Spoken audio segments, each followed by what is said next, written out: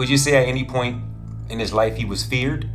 People, they say Killa Stone, and they see Stone break somebody's jaw, like stuff like that. I hear stories, but I always think he was more respected than feared. And I think that whatever he had to do, it was for his respect. But I don't think he would have been able to move the way he was moving without respect. Because fear, somebody, they like tweaking to take you down. What's up, y'all? It's Angel the Artist, daughter of legendary D-Boy Stone, out here in New York, being interviewed by Video Wayne.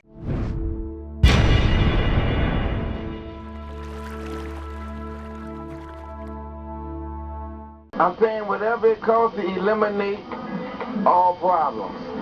That's my man right there. He won't hesitate. Let's know what it is, baby.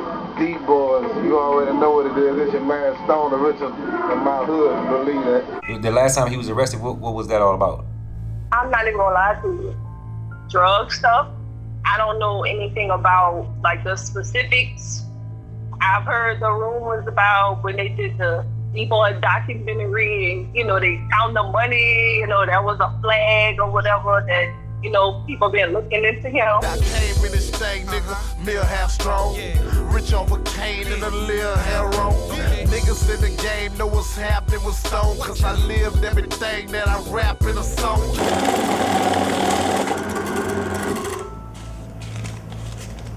This clothes is like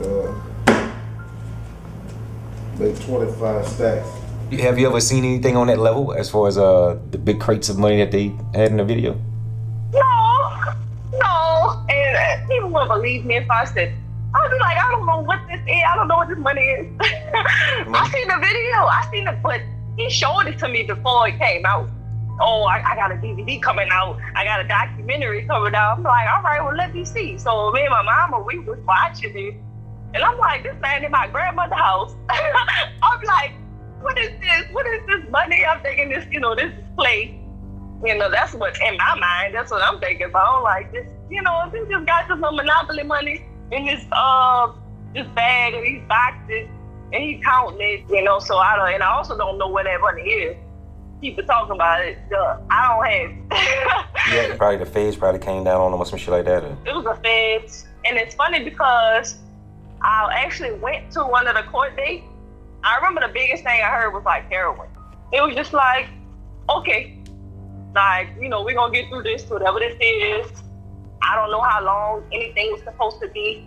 I don't think my mama had a clear, date and time about sentencing. So I don't even know how long he was supposed to be in there. What is it, weed? It's just dope, man.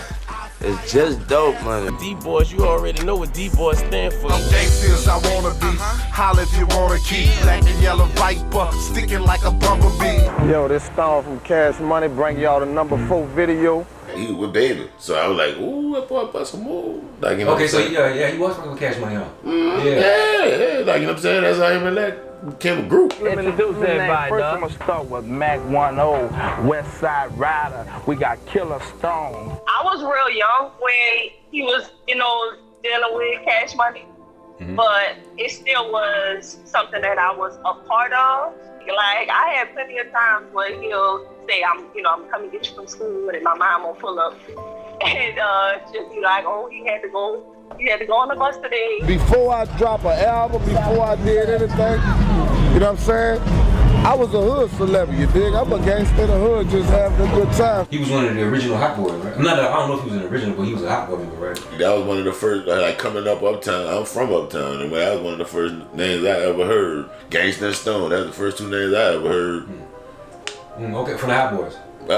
Yeah. I wasn't never a hot boy, but I was raised by the Hot Boys. The original Hot Boys, not the rap Hot Boys. The original Hot Boys. Wack was in the clique, you feel me? Wack was like, man, that's Killa Stone, right-hand man, Wack. This is the type of people I was around, like Wacko. Like, that's the type of people that was around me, not Diesel. It was more personal. Somebody who could pick you up from school. The person that I talked to the most, so that's really, to this day is my family, is Elton. It's Habib. Like, that's somebody who is like, was always there. He definitely check in with me. Like, gangsta, you hear me? Habib, Stone, This is the dudes I come up under. The Hot Boys was like a group that came from Gangsta. Gangsta is the one who created the Hot Boy name. He the one started the whole Hot Boy shit. Like everything affiliated with Gangsta had something hot. Peppers, he had peppers all on his clothes. He had jewelry with peppers. You know what I'm saying? Hot Boy, you know, and the shit became, you know.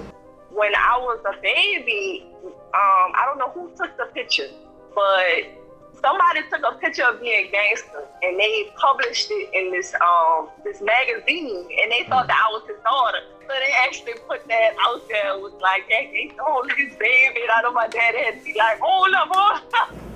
Hey, they got 50s all next to the 100s, bro. Somebody trying to mess up my cup, man. Have your life ever been put in danger due to your dad's lifestyle? No, and a lot of people tell me the way that I'm able to move is off the strength of him and because of the relationships that he had. And I didn't know this. I had a wonderful life. I was in the projects all my life. I was in the Magnolia all my life. I never had an encounter, you know, with anybody. My mama never had an encounter with anybody. You know, his family just was always safe. You say you grew up in the Magnolia, you say? Yeah. Okay. Like we stayed in Magnolia Coast.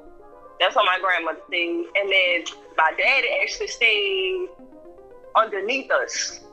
So both of my grandmas on the same block. Wow, okay. So I would be like, you know, basically if one of them ain't home, the other one don't be home. So I was going back and forward. The same court with Toki, with Hefner, with Nino, with Magnolia Brown. Like, that was my, you know, cousins, you know, all my cousins. The picture is painted that it's one of the dangerous places in America. I mean, did you ever see that side of it? I saw that, but for some reason I never felt like it would touch me. I've been at the DJ, so I've had to run, but I never felt like it was for me. I never felt like, oh, you know, I gotta look over my shoulder. Right. It was more of a neighborhood thing. And I know people do say, like how you said, it's the most, you know, one of the most dangerous places, but if you lived in there, it was definitely family oriented. Like everybody was my family. Everybody's my aunties, everybody's my uncle. Like to this day, I feel like, you know, I'm good. Like I can walk there because it was so much of a family oriented thing. What about Soulja Slim? For the funeral, you know, they had for Soulja Slim, I was trying to go to the second line. I was trying to go to the repast, and my mom was like, no. I remember watching everybody outside, you know, being at the repast and stuff. But I was like, man, I can't even go out there because the mama said it's gonna be dangerous. So I kind of got blocked from some stuff. I read something, I don't know how true it is, but you know, when my daddy passed, there was a lot of articles and stuff about him, and something mentioned that he like managed Soulja Slim at like a point in time. And I was like, what? You know, I had to ask my mom about it. She was like, I don't know too much about that. You know, I'm like, I gotta get into it. I need to figure out, you know, if that was like really a thing.